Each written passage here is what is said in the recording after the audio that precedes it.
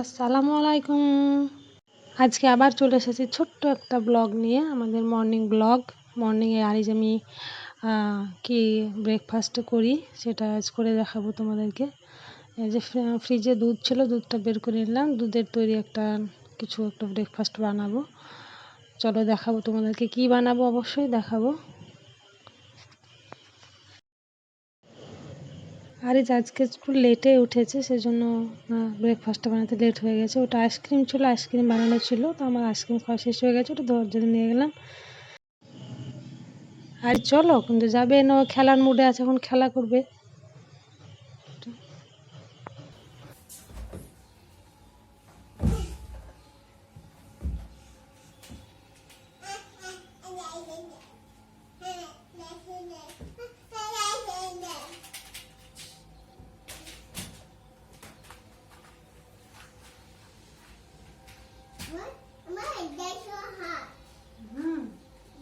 ওখানে দেখা দেখি ডাইনোসরের হাতগুলো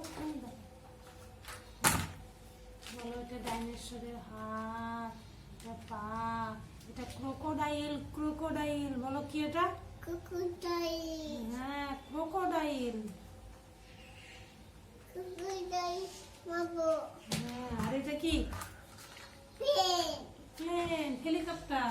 হেলিকপ্টার। চলো এবার উপরে।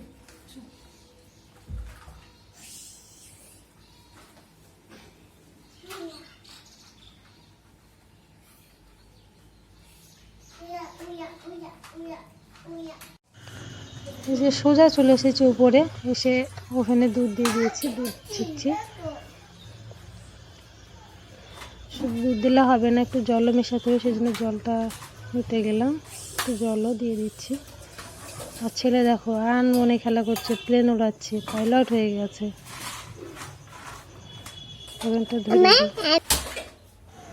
আমার ছেলেটা সেরকম কিছু খেতে চায় না, অনেক কিছু ট্রাই করে দেখেছি, কিছুই খেতে চায় না সেরকম, সেই জোর করে করে খাওয়াতে হয়। তো দুধ দিয়ে সুজিটা রান্না করে দিলে খাই, সেই জন্য দুধ দিয়ে সুজিটা রান্না করছি। সুজিটা রান্না করলাম দুধের সঙ্গে, আর এই সোনামুখিটা খাবে তাই। কেন বাবু খুলো না, ছেড়ে দাও। আরেকটা কোথায় কোথায় ফেললে?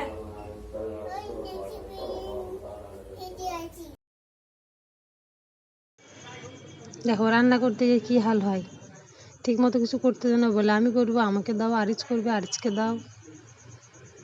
যখন হলো না তখন ঠিক আমাকে দিয়ে দিল। তো অল্প পরিমাণ সুজি দিয়ে দেবো, খুব শক্তভাবে খাই না, পাতলাভাবে রান্না করতে হয়।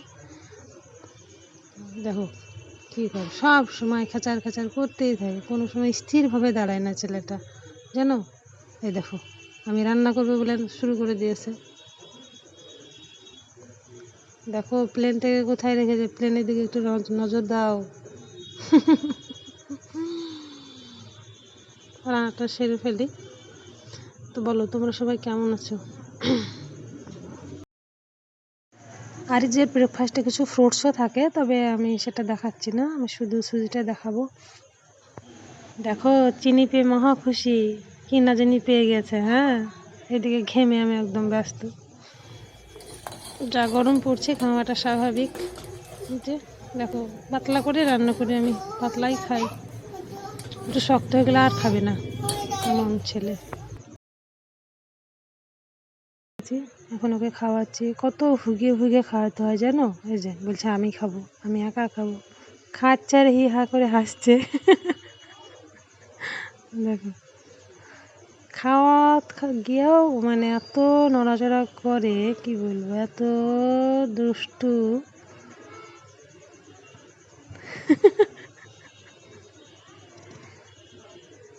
বলছে আমি খাবো আর হি হা হা করবো, তাই বলছে, তাই বলে ও শুরু করেছে, আমাকে খাওয়াতে দিচ্ছে না।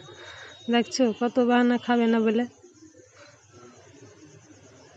কানে কানে আবার ভুগিয়ে ভুগিয়ে কথা বলতে হচ্ছে খাওয়ানোর জন্য। দেখছো